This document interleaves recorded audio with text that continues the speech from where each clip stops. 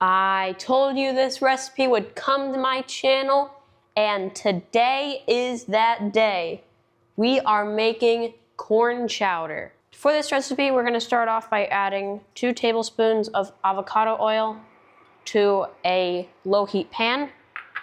And then we're going to add 2 ounces of unsalted butter. The reason we're adding the oil and not just the butter, they're both fat and they can both be used for cooking, but the reason for this is so that the milk solids in the butter do not separate and burn. So make sure you do this or else you'll have brown butter in your soup. Then we're going to add 4 ounces of salt pork. I'm using pork belly, and make sure you turn up that heat. You're gonna cook this until it's golden brown and crispy. Your best friend in the kitchen is always going to be mise en place. What is mise en place? Well, it is French for gathering all your ingredients. As you can see, mise en place, I have my onions and my celery here. Back here, I have all my ingredients out on the counter and ready to go. Make sure you always mise en place in the kitchen, because if you don't mise en place, you're gonna be running around the kitchen going crazy looking for all your ingredients while your pork is burning and your sauce is thickening. So always have it all ready. And you're gonna wanna make sure you turn up that heat, because what you're doing is you're searing the pork. And this is going to be delicious because you have fat on top of fat on top of fat. The avocado oil and the butter and the pork fat rendering off of the pork. You can never have too much fat in your dishes. Usually an indication that your pork is ready. So what you're gonna do is you're gonna turn down your heat and you're going to add 1 white onion and 3 celery stalks. And all you're gonna do is you're going to sweat these vegetables. Then we'll add in our flour. Now, all sweating your vegetables is just making them sort of translucent. All that means is you can see through them and they're nice and soft.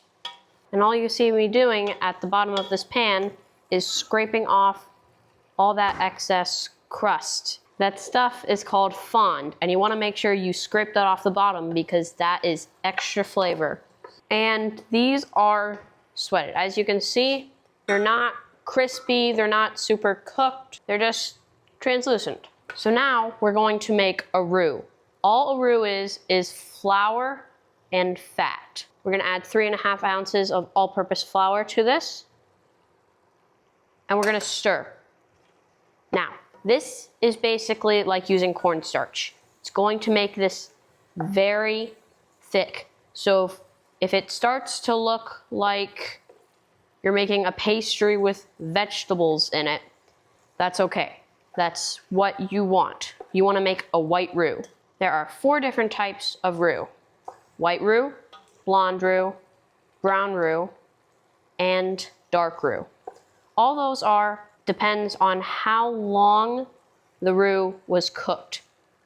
Depending on how long you cook it, the more you cook it, the more it's not going to thicken whatever you're thickening, whether it's a soup or a sauce or whatever. So we're just gonna let this cook a little bit longer, 2 to 3 minutes. Now our roux is cooked. Now we're just gonna take it off the heat. So I'm going to bring in my lovely assistant, Dad, and he's going to measure out my bouillon. Since I do not have chicken stock, I'm just gonna add 64 fluid ounces of water to the pot and add a little bit of bouillon. If you have chicken stock, use that and add 64 fluid ounces to your pan. Also, I encourage that you go check out my dad's videos. He's a little struggling because we were taking the spotlight from him. Anyway, he's got some delicious recipes. I encourage you to check out my bao buns though, instead of his, because mine were way better. And this is the long part. We're going to stir out any lumps from this, which I have done already. And then I'm going to add the lid to this pot. And we're gonna let this simmer for 30 to 40 minutes or until it has thickened. It is nice and thickened. So now all we're gonna do is we're just gonna finish this soup. About a pound of pureed corn, then another pound of whole corn. You can either choose to use canned, fresh, or frozen. Then 2 pounds of peeled and cut potatoes, about bite size, or however you choose. Then we're gonna combine all these ingredients. And if you are not using canned corn and potatoes, you're gonna wanna cover this and let it simmer for 15 minutes. I am, just because that's what we had, but if you're using fresh and frozen, you're definitely gonna wanna cover this, let it simmer for 15 minutes, just until they're softened. And now we're going to add 16 ounces or a pound of cream.